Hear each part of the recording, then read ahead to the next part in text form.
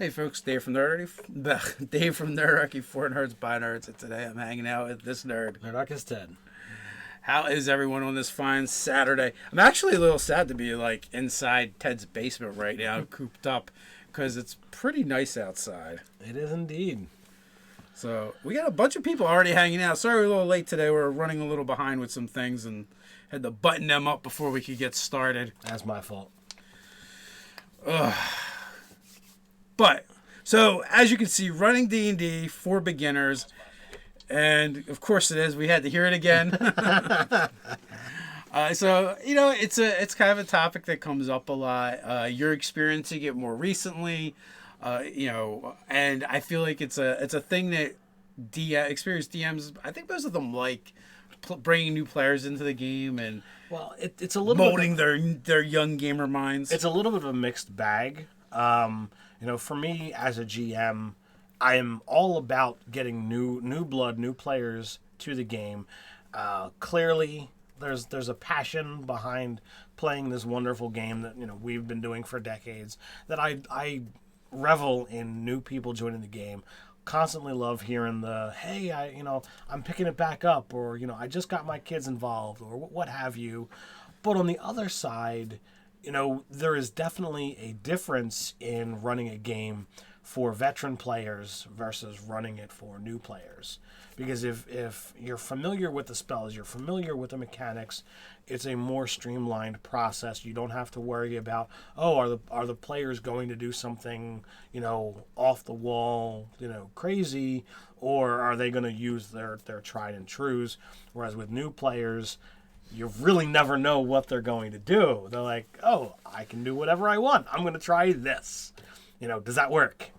You know, like it's I don't know. It's crazy. As great as that is, we have to address something in the chat. What's that? James Leslie at Nerdarchy. Hey, Doug, Nate, calling Goblin Swarmed again. And anytime we have a chance to make fun of Nate or break his balls about having too many kids, I don't think we should squander it. We should really get that guy a big shoe to live in. It's possible. Yeah. I love new players because I actually like new players for the off the wall stuff they will do. I feel like what can happen is with players, and I mean this can happen with new players too. But if they think too much about like the character sheet in front of them, they get locked into what they can do. Like if it's not on the character sheet, they can't do it.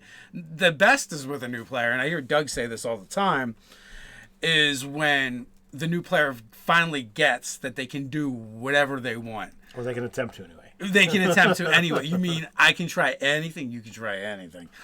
You know, and you get some idiosyncrasies with players where they do try and do some things where, yes, it sounds cool and be great if we could pull that off. And Sam from my game was great for this. And they're like, I'm going to run up and jump at it off this cliff and stab it in the jugular. Which, like, yeah, that would be cool. But because it's a game and it has rules, it doesn't really work that way. But I think as a DM, when you have players that do stuff like that, you should try and think of ways to reward them for trying to do different things. It's like, all right, I'll give you advantage on the attack roll, and maybe you might do more damage or not, you know, but advantage gives you that higher chance of crit. But if you're trying to jump at them, they're going to have advantage on you. Well, so usually what I'll do is I just usually require an extra roll. Okay. Like, okay, you want to jump at them, you know, and make this special attack. Well, make an athletics check. And if that checks really well, then I might give them an extra benefit. Maybe I'll give them an extra die 6 damage. Maybe they'll do less damage, but depending on what they're doing, like they knock the monster over instead. They have an effect. It has an effect. So they do less damage. They knock the monster over, and now their next attack, they have advantage to make that attack. Yeah, so it's like just finding the middle ground where you can reward them. But you know, new players are more likely to do that kind of stuff.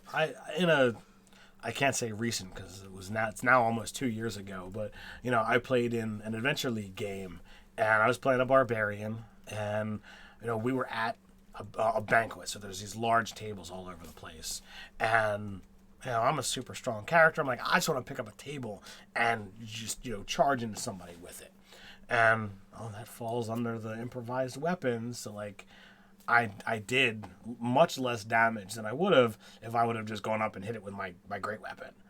And I'm like, I wasn't rewarded for my choice here.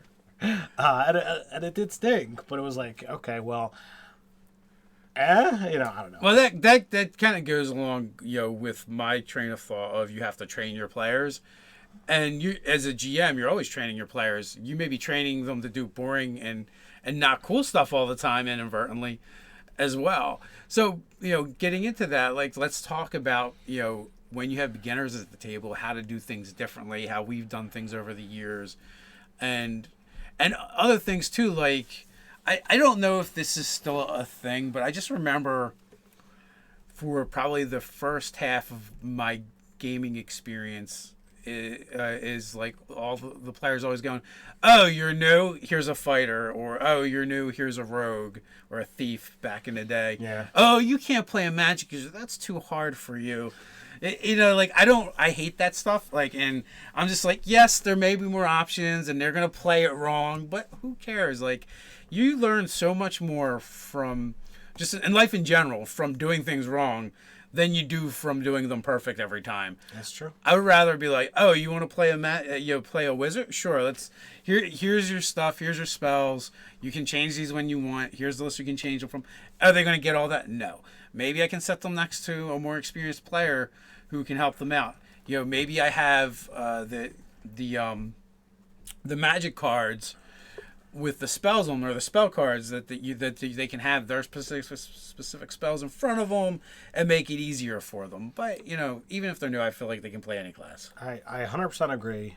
Resources, tools that are going to aid other players, are definitely useful. But as a GM, you have to be more patient. You have to be willing to be able to go over the rules over and over again until that particular player or players fully grasp and understand. If the person is used to playing board games and they understand turn order, well then, yay, great. This shouldn't be too hard. My daughter is 6. She's already played her first session. We're playing again this Thursday if everybody's schedule stays aligned properly, because they're off from school. And I'm really looking forward to seeing what she does next. And the kids that are there, the oldest is 12, so like there's definitely new player aspects amongst them. Teddy's only had like half a dozen sessions that he's played, so it's definitely getting him calmed down, getting them aware of what the options are, and keeping the story on track, because as kids they're definitely prone to I'm gonna go over here and totally getting off track. Now that you're mentioning that, and I have this mental picture to go along with it of the 12-year-old at your table being your grognard, complete with beard. well, thankfully, the one of my son's friends, his father is in the group, but it is four kids and a father that are the players. So there's an older player who's been around for decades, who knows the rules. He's GM'd before as well. So I do have a grognard in there that's ready to go. But yeah. We get a question. Absolutely, go for it. From Jessica Brown. How do I ask my players to stop metagaming? I am running for a party of 8 noobs. Well, I don't know what it is that they're particularly metagaming, but whatever they're trying to meta, change it. They're players that read the monster manual, and trolls only, regenerate, or stop regenerating if they take fire damage. Well, make that troll special. Fire damage heals it. You need lightning. The constant bend and twist on, the ye old standby is a great way to stop that. Something that's supposed to help winds up, or supposed to help the party, winds up helping the monster. They'll stop doing it. Well, so that's some in-game solutions, but first of all, just kind of talk to your players, and like I don't know what the environment you're playing in is like too. So that could be a factor as well. But if it's the same group of players, and sit down and talk to them and ask them why they do it. Why do they feel like they need to do it? If you're using XP, I mean, you could use the stick if you wanted as well, where you're like, oh, on encounters where you metagame, you get less XP. Yeah, you could do things like that. But I would start everything off with a conversation, and you know, you would in that conversation, not during the game, like have them explain to you why they think their character would know that piece of lore or that information. And then from there, maybe you guys can open up a dialogue and figure out what's really going on. Are they trying to win D&D? Like, do they understand that it's not really a game that you get to win?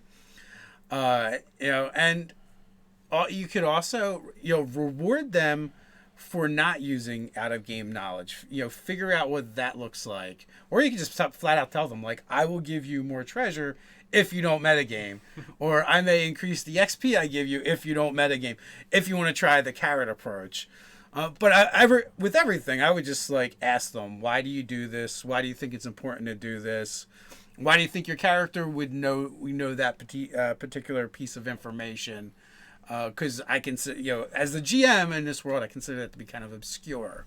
My apologies. I assumed that they tried that first. Nerdarchy's GM, conflict resolution number 1 is conversation. Talk it out, and if that doesn't work, then you can try alternate methods. Got a question from Fragginator. I'm sure you can guess what it is. I've already read that. We're going to skip his question. All right. Here's one. Just jumped in. I have so many gig on my hard drive of gameplays. Here's one from Phil McGovern. We're at the character creation process with his new players, and he's a new DM. He wants to incorporate their characters in the world, but they didn't give him much to work with. Any tips? Well, one of the things that I love doing is working with what they give you, but with the recent episodes that I've watched from Critical Role, I've learned that you can also twist what has been given to you. If you take here's this family, this is going on, and this is what you think but by the way, this has all been hidden from you, or there's this going on. So you can take what's there and expound upon it, build upon it, and when you reveal it to them, it's like, oh well, you know of this or you know of that, but what you didn't know was this. Yeah, there's always there's always the perception of what people know or think they know, and then there's the actuality of what they know, and it applies in real life as well, and that's even better because then you get to kind of like twist things. Do you consider like breaking the fourth wall metagaming, like some people do? Like talking. Like realizing that the game is a sort of a game sort of thing. Well, that's not metagaming. That's something else. I mean, that's literally breaking the fourth wall. Like, well, some people consider that kind of like looking at the game as a game. Unless there's a reason for a character to, break the fourth wall, there really isn't anything there. Like if you want to my character is somehow either for a short time or whatnot wound up with an intelligence or wisdom off the charts, like above 26, you might want to play around with that, but unless you have a specific reason for wanting to go in that direction, I don't really see how useful that is. It's comical if you want to approach it from the Deadpool standpoint, but But then again, like, who are you playing the game for? You're, like, performing for everybody at the table. Kind of sounds like a spotlight hog to me. Could be. So, one of the things we've done over the years for beginners or new players, this won't work. I don't know. You couldn't really do this on a stream game. This is more for in-person game, is we always just take our new person, and sit them with a buddy kind of, like, at the table to just kind of help them with the mechanical stuff. Yeah, so... in theory, hopefully that person is able to not kind of like tell them what to do, but instead guide them when they have questions. You show them what their options, what their choices are, and when you can say, oh well, all right, you're playing this. If you look at a character sheet, here's where your standard options are. Oh, you went with a spellcaster. You could go look on the last page. Here are your spells. Do you want me to give you a brief synopsis? having somebody that can whisper and not detract from what's going on at the table while they're explaining all of this stuff, someone to help guide them on their turns without being that, oh, just do this, and essentially playing a second character, which that in and of itself gets confusing. Sorry. I just got distracted by the chat, and and Doug had to go lay down the law. And he was a regular too, so it's kind of. He did have a question though. What kind of one shot should he do? Is it for beginners or just in general? That's all I said. It all depends on what you want to do, like what level you're angling for. You're looking to do a one shot. I mean, unless it's supposed to be building to something else, it's honestly whatever you feel like doing, whatever the party feels like doing. One shots are where you've got the ability to explore and test your own grounds as a GM, and not have to worry about linked stories. So it's like, oh, I want to do something crazy. I can play in an alternate world. I can play in an alternate timeline. I can, play with characters of a vastly different level than what I'm used to playing with. Although I will say one shots are trickier because of pacing. Like generally you have a start, you have a middle, and you have an end, where you have to hit all those beats. So that's where I would start too from the one shot, and what type of one shot you want to run is figure out the story you're going to tell, and how much time you have to tell it, and are you going to be able to accomplish that. So obviously an epic Lord of the Rings style adventure is not a good one shot. You need something that I think like a quick murder mystery can be a great one shot. Depending upon how much time you have, I look at a one shot as 3 to 4 hours. You're not going to get a whole lot of combat in that. If your players are heavy into RP, you could get 2 combats, an exploration, some talking, and you're done. So does it look like someone jumped back to the beginners? I thought I saw something. Justin Harris suggestions, giving them ideas or knowledge to let them come up with their own ideas. It feels like that's a piece of something else. Or is he asking about for new players? Did I miss the question? It doesn't have a question in front of it. So the gist that I got from it was I thought maybe he was asking like, how do you help a new player without kind of like inadvertently pointing them in directions. And to that I would say is you don't really do anything. I wouldn't be interested in telling them, their options. I'd be more interested in going, if they say, hey, I want to do this, and I might, as the helper, tell them the rule that they would use to do it. But for the, and for the most part, most of what's going to happen is you tell me what you want to do as the GM and as the player. When you tell me what you want to do as a player, as the GM, I will say, all right, roll this die. And then we determine what happens from there, whether it's something on your character sheet or not, right? So if someone uses the instance, I want to jump off the second story balcony and, whack this guy with the palm of my sword. So I'll say make an acrobatics check or an athletics check to see how well they make that jump, right? And then make an attack roll. Well, if they do poorly on both of them, they're just going to hit the ground and take damage. If they do well on one but not the other, they might take some damage, and also do damage. If they do really well on both checks, then they're just going to do extra damage. And from that standpoint, it'd be like, the helper would just be like, oh, well, here's your athletics skill here, and that's your modifier, so you know what to roll. Or here's your attack roll. Really, they're just like a pointer monkey. They'll point out the things on the character sheet where to find it, for them. Or if they have a specific question on how an ability works, instead of them stopping the dungeon master in the middle of the game, they just turn to the player next to them and ask their question. That makes a lot of sense.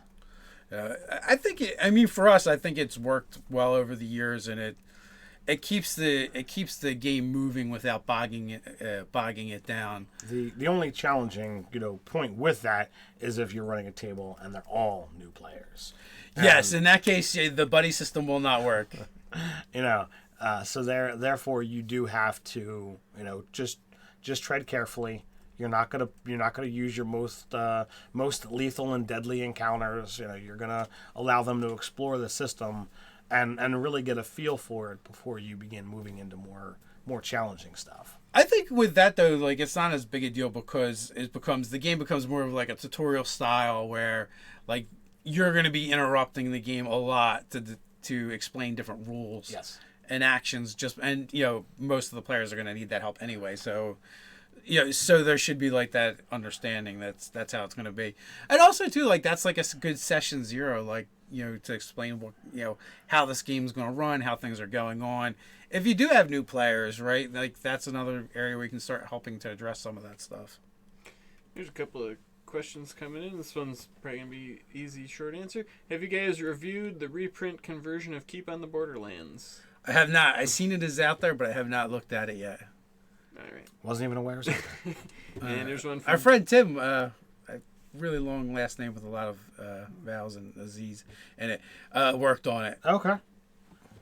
There's one from Juxtaposed Stars. How can you help new players not be overwhelmed by the huge amount of rules? I try running a more roleplay focus for the first few sessions while introducing the more complex rules. Yeah, so that's kind of what I was trying to get at is to, kind of forget the rules a little bit and just ask them what they want to do. As the GM, hopefully you know the rules well enough that you can put the rules to whatever they're trying to articulate in the game. If they say, I want to do X, then you're like, okay, well, give me this role or that role. And, you can just point out on the character sheet where they need to look up, the specific modifiers. The great thing about 5th edition, unless you're rolling damage for an attack or a spell, typically the first thing you do is roll a d20. So, yeah. Somebody wants to do something, roll a d20. That is the bare bones easiest thing that you can do, and then as they're trying to attempt it, we figure out what skill, what stat is going to apply appropriately to said die roll. I think I've said that many times in our own games where someone's like, I want to do X, how do I do it? Start with a d20. We'll work it out from there. So, you have indeed, sir. Yeah, the best thing you can do is just simplify things down to the lowest denominator, right? And in this particular game, it's usually going to be a d20, and from there you're just going to build out. Is there a relevant skill? Is there proficiency? Is there a stat? And then you're just going to crunch those together to come up with the result is, and then as the DM, you're just going to interpret that result. Yeah. All right, this isn't specifically for new players, but Zook the Gnome asks, what is the best way to preemptively judge encounter difficulty? They want their bosses to be challenging, but he doesn't want to risk a TPK. How could he find the best balance? Solo monsters are bad unless you're willing to give a lot of legendary actions. I look at, to me, the most successful encounters that I've run to provide challenging is layering. Every round you add new stuff. It winds up going so much better, and you as the GM, you have ultimate control over how many and how frequent new things come in. You've got, all right, the Minotaur skeletons are gonna attack at 17. Oh, an initiative 18. Dave killed the last one. Oh, 2 more show up. Next, it's a good thing. Those all 4 of them weren't there. They really could have done this or could have done that. But there's only 2 of them now, so that this happens. You've got the ability to keep the encounter. The tension is there because new monsters are coming in. You can add things to the encounter where there are goals or things to interact with that present challenges. Therefore, you can have an attack on something that's not depleting your monster's resources but still effectively trying to end the encounter. So hazards and things like that really wind up having a lot of fun and challenge to them. you can either go to Kobold Fight Club and punch in all the numbers, or you can go to the DMG and crunch all the numbers manually, figure that all out on a piece of paper, preferably, so this way you can ball it up and throw it out after you're done. Because it's meaningless. Because I find a lot of times that I just end up eyeballing it, and it's far better than the charts. So I think it's really helpful to have an understanding and knowledge of what your party is capable of. So somewhat of an idea what spells are in the repertoire of your spellcasters, where they might go, whether it's Suggestion, Disintegrate, Lightning Bolt, whatever. How many hit points does the weakest character have, right? The most powerful doesn't matter as much. Kind of like have an idea, how much damage does my party put out per round on average? Like, those are the numbers that are going to really help you.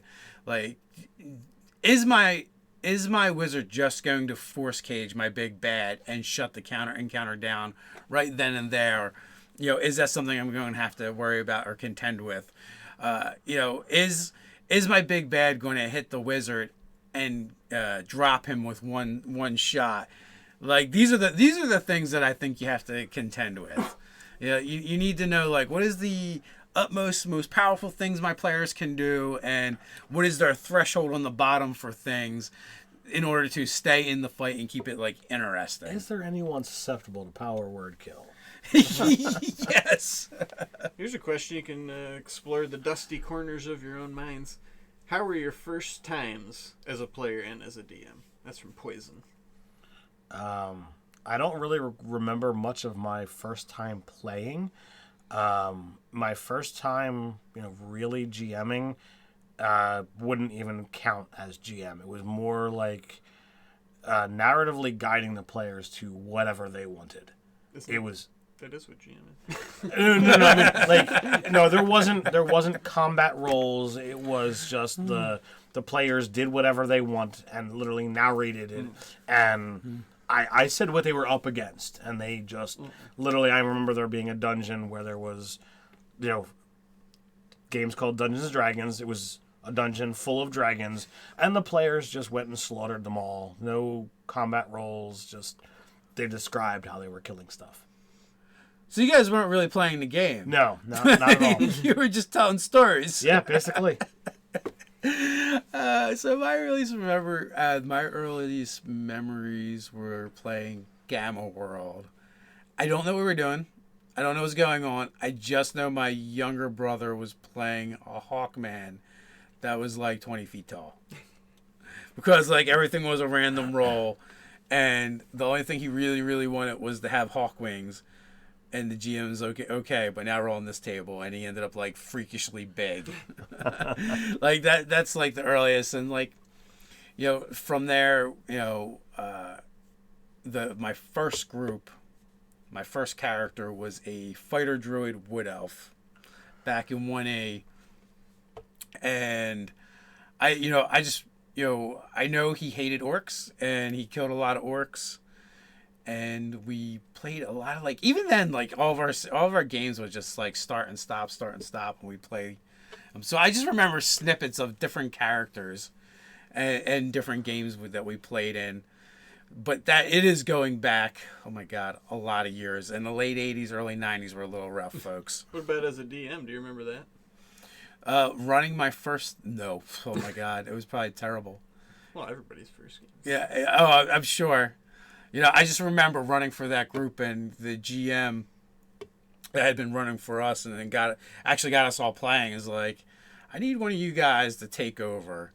And I definitely remember running stuff. I just have no idea what I ran. So you took over running someone else's game? No. They had, they made up characters. All right, so you made your own game. Yeah, I don't even remember what the characters were that they played.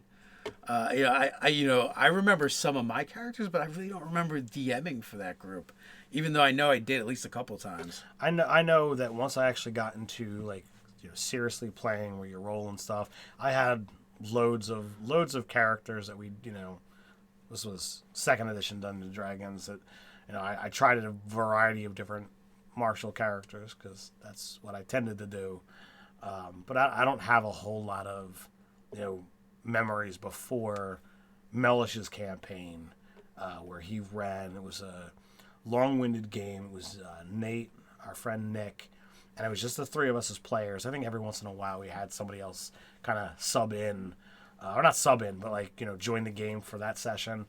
But we ran over Ravenloft, Dark Sun, and his version of the Prime Material. And Nate and I were good guys, and Nick was evil. And I was just a straight fighter. I was an Athasian elf. Nate wound up being a wizard cleric psionicist. By the time I was 20th level, he was like 18, 17. It was just utterly ridiculous how far apart our power levels were. And I was a good guy. Nate was mostly a good guy, but every once in a while in the middle. And Nick would just show up as his anti-paladin and cast harm on me. And that would never go well for me. And every time I killed Nick, Nate would make sure he would get resurrected. So what I remember is, like, before playing with our group, Mm-hmm. I can remember a couple of the characters I played. Right, so one of my characters was a fighter thief, halfling. Mm-hmm. Always like the wee folk for some reason, and then Derek Woodstalker was my fighter druid, and both those characters I played for a while. And then I remember in high school, after leaving that group, and just to kind of like circle back to a question, I think it was Don asked, is like, how long before you started running the game? I would say within the first year of playing. Like now, like it's kind of weird how players are and gamers are with it. Like they're very precious with like taking the DM chair and running the game. Like it's this huge monumental thing.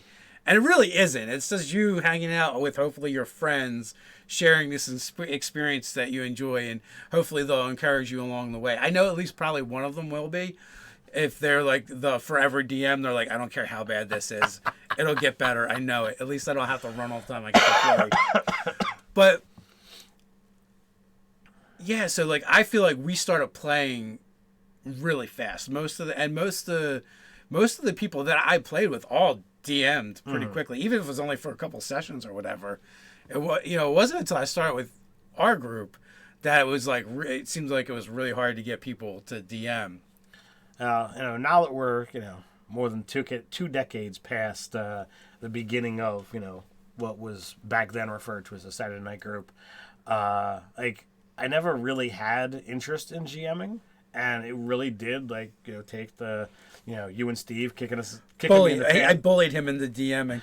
Just be like, you're gonna run because I'm tired. He was dungeon bullied. But now that I'm here, we've come across the question of do you prefer DMing or do you prefer playing, and if you could only ever do one, what would you pick? And I'm like, I'm glad that that's not something I ever have to make a choice on, because I do enjoy running. I enjoy the creative aspect of guiding this narrative and having a lot of fun with it, and I wouldn't have been there had you not pushed me. So if you're willing to step outside your comfort zone, you might find out that it's something that you really enjoy and love doing. Plus, like, I don't know, when I started playing, it was the 80s, and we were all kind of like assholes to each other anyway. So you just weren't going to live it down, and peer pressure was like torture. And despite whatever I've done, I've never been kicked out of the DM's chair. So. That's true. It's only happened once at our table, and we shouldn't have done it. It was wrong. Even with our the first time we started our group, and I was running for an evil party, and I remember the characters. We had like a Minotaur barbarian, a half-orc thief, drow wizard, and a Duergar psionicist. I only remember the final adventure you guys went on, but you guys were like level 7 when you did that. So I don't know all the stuff you guys did before that in order to get to that point. That was the first campaign that you ran with this group, along with Steve's first campaign that ended with Nate's elven wizard, You had a gnome something? No Gnome illusionist. Okay. And then I was the elven cleric. And, every once in a while that name still comes up and you guys laugh at me for it.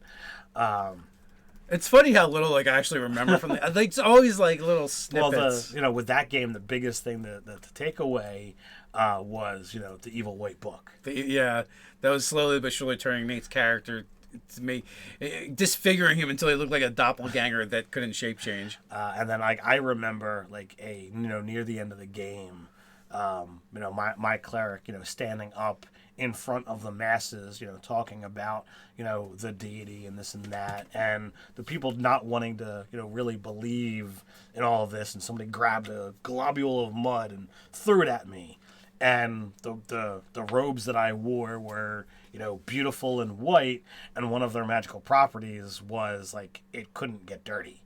So the mud, in its entirety, just slowly slid down the robe, leaving no effect. And that, in and of itself, made the townsfolk oh, maybe this guy's serious.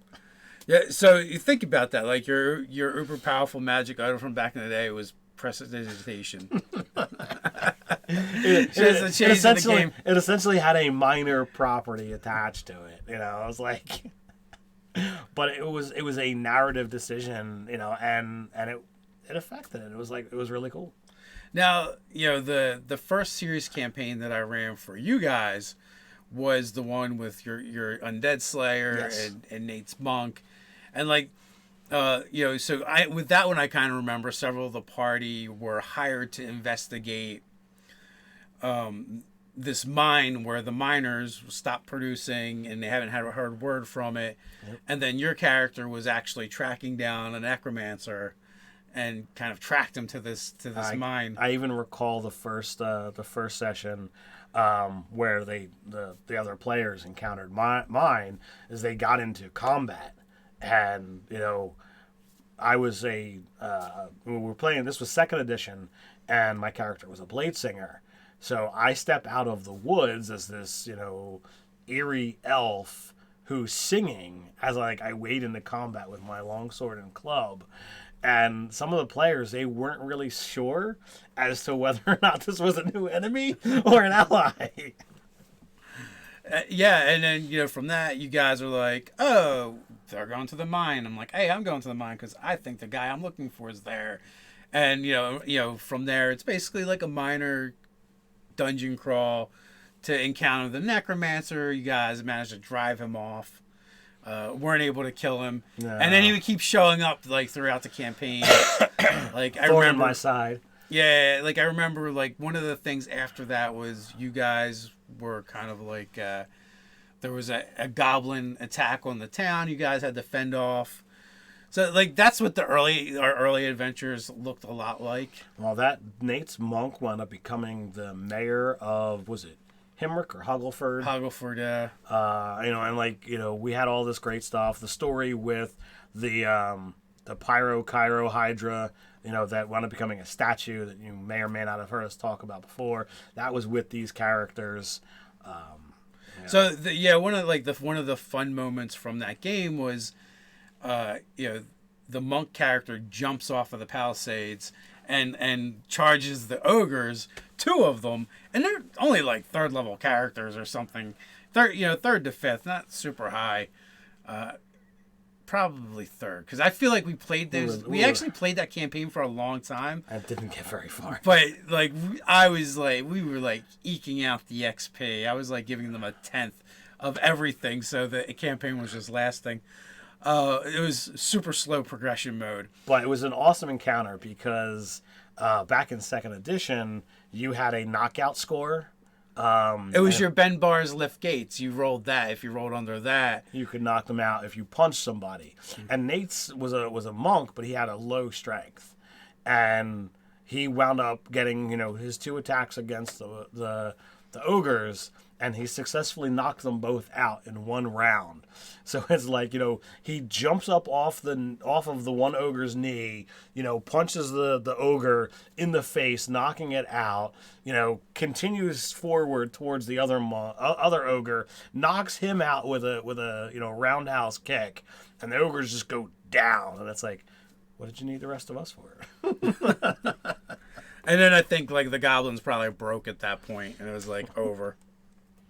That was an awesome encounter that, despite this being 15, 20 plus years ago, we still remember that. So we're getting we're like 3/4 of the way done here, and we still have a black cube to give away. We have our last black cube to give away. Thanks to everyone who went in on the drawing by either sending us the form or supporting us on Patreon. Do you want to read the winner this time, or do you want me to do it? Well, I figured do a little shopkeeping first, so Okay. we're going to announce the winner in a moment. A couple things in the description. You probably find some links to contests that are going on. Check those out. We've got the Easy Roller Dice Contest, was really cool. We also have The perpetual contest. We also have your opportunity to win Horus the Hornlorn, which is this awesome Baphomet miniature that was provided by Pacesetter Minis or Pacesetter Games and Simulations, and as well as painted by Vallejo Paints. Well, painted by intern Jake with Vallejo. Yeah, Paints. there you go. Which came out fantastic, and what you're going to be able to win is the actual set of paints, a unpainted mini, and the painted mini that Jake did. They look really great. But in addition to that, Stay Nerdy 15 will get you a 15% discount over at Pacesetter Games and Simulations.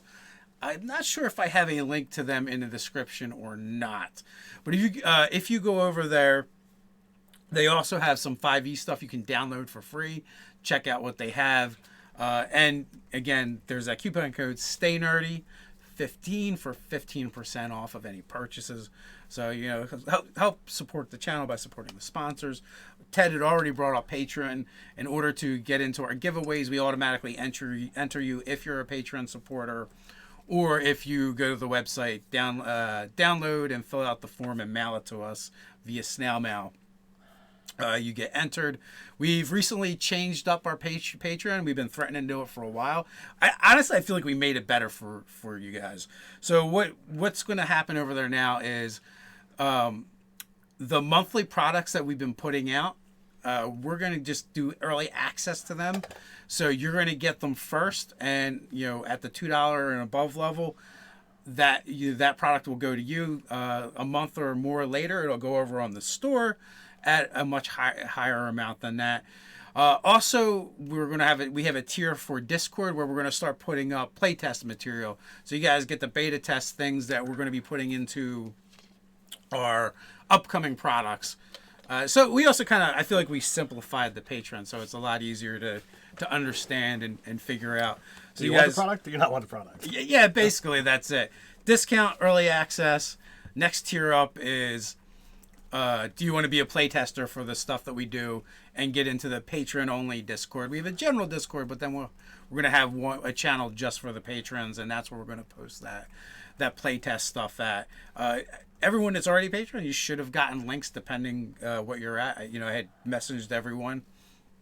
Bear with us as we figure out Discord. We're old trying to figure out this stuff. So that'll be really cool. We would like to get more feedback, more interaction with you guys over there on it. As always, when it comes to Patreon, we listen to what our patrons say first. So if you have feedback, suggestions, we are absolutely always willing to hear it. Whether you send it in through Patreon or through Nerdarchy, but we really take much more care with what our patrons are asking for or saying. Yeah, so also at the $1 level over there, that puts you in the drawing for the monthly Nerdarchy game, as well as, like we said, we enter you into the contest. Our monthly giveaway. For the monthly giveaway, without you guys having to worry about doing anything to do that. What else? Oh, and we also do Patreon posts over there. So, I try and post up the day before the thumbnail for the video that's going out the next day. If we take any like behind the scenes type pictures and that stuff, which we're trying to get better about doing more of that. That stuff's going to go up over there, and whatever, we might put up some polls or ask you for your feedback, like Ted was saying. But with that, let's figure out who wins the big black cube. No, you wanna pull the one out there? Yeah, if I can, I'm going to throw out my shoulder here. Don't hurt yourself. Ugh. This thing is enormous and monstrous. It is a whopping 28 plus pounds worth of all kinds of gaming goodness. Oh yeah, there we go. So that's cool. It's got drawers. Yes, it absolutely does have drawers. You've got the section down at the bottom, which you can barely see over here, full of gaming books. The GM's drawer has some cool accessories. The players section has a whole bunch of different cards and other accessories that are in there. There are dice. I think it's like 4 or 5 D10 because it's a D10 based system.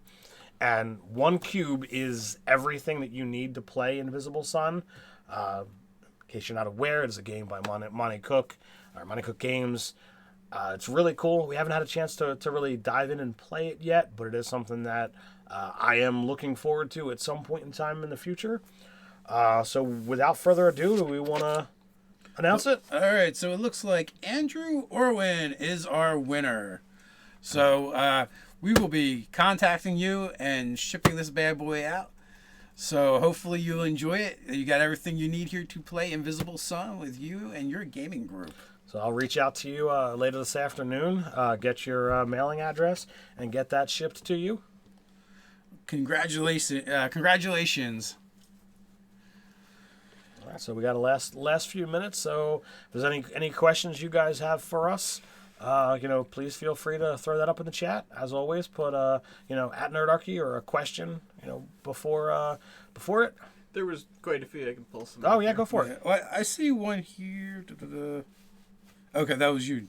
Never mind. I thought it was a question, or but it was you actually letting people know that our giveaways are not limited to just the U.S. Mm-hmm. So Matt25876 says, as a new GM, I have some good stories. My players enjoy them, but I feel they get stale after a while. Is it because I already know the story and ruin it for myself? How do I keep myself engaged? I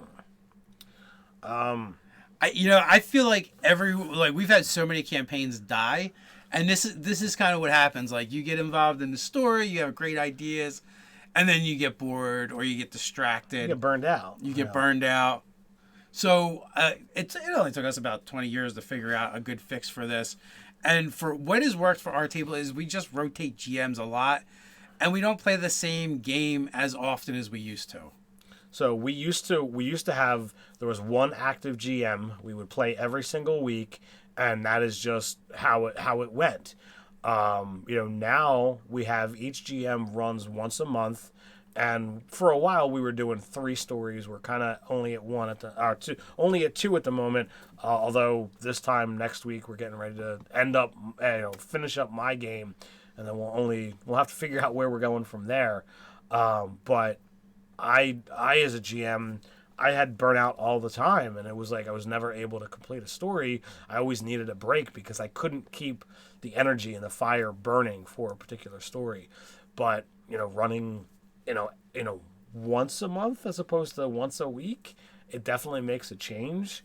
Now, you ran Scarlet Sisterhood for 60 sessions, and you didn't really have DM burnout on that. I attributed that to a couple things. One, I was playing in other games, so I wasn't just GMing all the time. 2, I had amazing players, which really makes it a lot easier.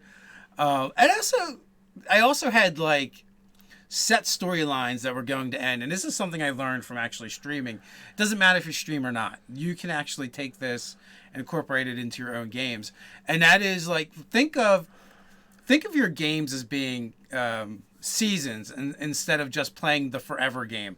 I think the problem you're talking about, the biggest part of that is the forever game is terrible for it. Like, you have ideas and you're running with them, but there's no real end in sight to the game. But if you were to break it into chunks, like, here's a 12 session arc, and this is kind of what I have to do in these 12 sessions. Now, it doesn't mean you have to stop after session 12, but it gives you these smaller bite-sized pieces for your campaign that at the end of it, you could very well stop it right there. It could be considered complete, or you can move on to the next phase. And I think that will help a lot with you getting disinterested and burned out, because people are goal oriented. They need objectives to obtain, and they need to feel like they're accomplishing something. Even the DM does. So if you set up these shorter arcs, you can always put them together like a big puzzle piece at the end, making a greater arc. But, these shorter arcs, and then you're like, maybe you're getting a little bored, but you're like, oh, I'm almost to the end. Why not just do 2 more sessions and finish it? Yeah. And then from there, you're like, okay, well, now we're going to do something new, or the story is going to go in a different direction. But it just creates like breakpoints. As with many other things in life, having an end goal in mind is going to help you achieve success. So having a point where you either can stop or plan on stopping, you have something that you can reach towards, and you can make it. As with everything, experience, guides you, and we as GMs, well, we know a lot. We're always learning. We're always picking up things, and I fully believe what Dave says is phenomenal advice, and will definitely help any GM who's struggling to keep going on that weekly game. Well, one more. Get a couple minutes left. Sure. This is pertinent to the topic. This is from Juxtaposed Stars. What is the optimal tier to trial new players at? Is it best to start at level 1, or is it better to give them a taste of their abilities they will have at higher levels? Start them at level 1. You don't want to confuse new players with too many options. It's far easier to dive in and allow them to explore the world and explore their character than it is for them to explore the mechanical benefits. If you look at all told, hey, look at all this mechanical stuff that I can do, it will limit the role playing that they're going to be able to do, and it's going to limit their choices, because they're going to be confined to, well, this is a video game and I can only do this. I have to agree with Ted. Like, I would definitely start them lower levels, preferably level 1. There's no real benefit to overwhelming a player and giving them too many options and having to worry about creating a character that's above level 1. Because if you're thinking about like, oh, I want them to sample the abilities, well, if they're a new player, they probably don't really know what the new abilities are. So you're not really gaining anything by just giving them more options, because they're all new options to them. Level 1, you can have lots of fun with, you don't have to be like, oh, well, it leaves me with goblins, kobolds, and bandits. No, there's plenty of interesting topics and interesting choices that you can do at low levels, and it doesn't even have to involve combat if you're, got a group that's not interested in that. You could have a low-level druid who's got a whole bunch of animals that they're having to, go up against. Perhaps there's an incursion from Mechanus, and you're dealing with, a whole bunch of the low-level Modrons.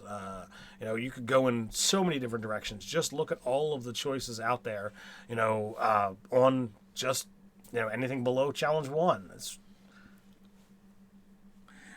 I'm laughing because